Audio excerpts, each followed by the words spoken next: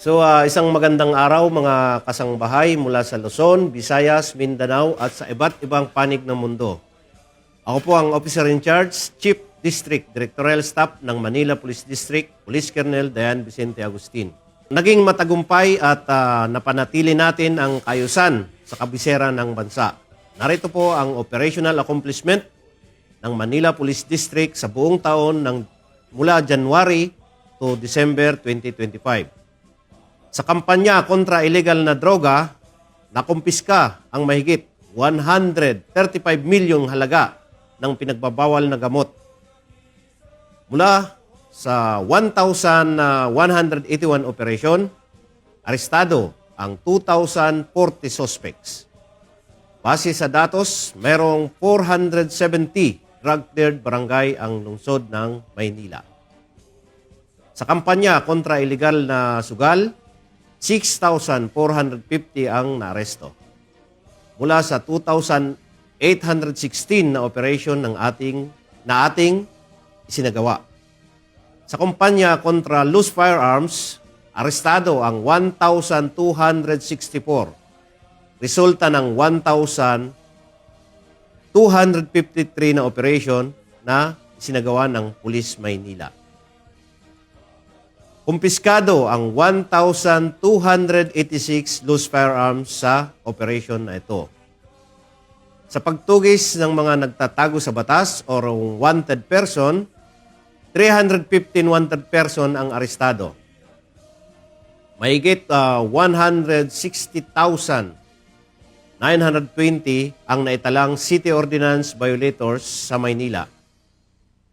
21,293 operation ng striktong implementasyon ng ordinansa sa Maynila ang naisagawa.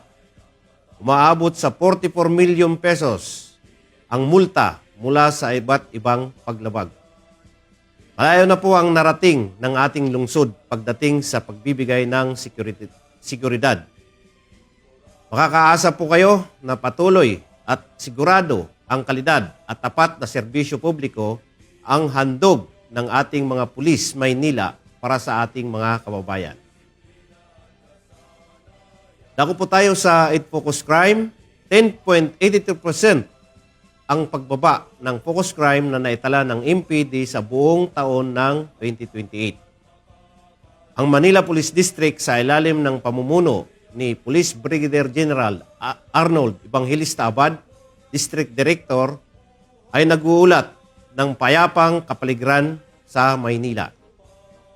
Batay sa mga insidente ng krimen na naitala mula January to December 2024, bumaba ang focus crime ng 10.83% mula 1,108 na insidente noong 2024 na naging 988 noong 2025. May kabuuang pagbaba ng 120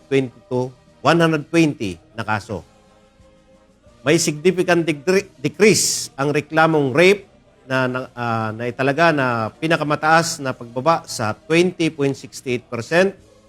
Sinundan ito ng murder na bumaba ng 47.5%. Ang kaso ng pagnanakaw na bumaba ng 8.8%. Karnaping ng motorsiklo ay bumaba ng 12.64%. Bumaba din ng 40% ang mga kaso ng karnaping ng sasakyan. Bumaba ng 1.91% ang robbery. Ang special complex crime ay nagtala ng 33.33 na pagbaba. Malinaw sa mga datos na ito na epektibo ang ating mga pagsisikap. Ito ang resulta ng malakas na presensya ng pulisya sa lansangan, mas mabilis na oras ng pagtugon at pinabuting relasyon ng pulisya at komunidad. Napakarami, napakaganda ng mga accomplishment talaga. Opo, ganda ng accomplishment, sir.